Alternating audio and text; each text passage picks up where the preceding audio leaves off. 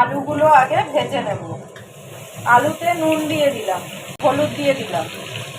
নুন হলুদ দিয়ে আলুটাকে ভালো করে ভেজে নেব। তার মধ্যে আমি একটা মশলা তৈরি করে নেব।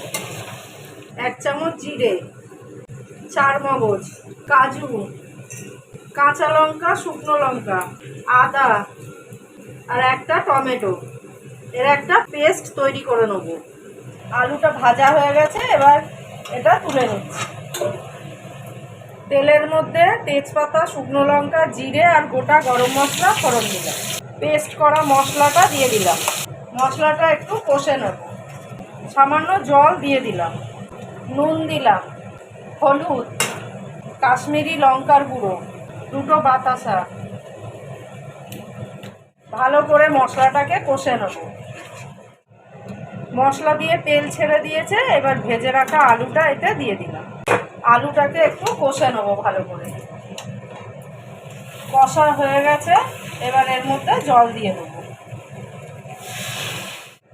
2 মিনিট এবার একটু ঢাকা দিয়ে দেবো আলুটা সেদ্ধ হওয়ার জন্য। ওপর থেকে 1 চামচ ঘি দিয়ে দিলাম। এবার ওপর থেকে ধনেপাতা দিয়ে নামিয়ে নেব। তৈরি করলাম নিরামিষ আলুর দম। নতুন বন্ধুদের সাবস্ক্রাইব করার জন্য অনুরোধ রইল।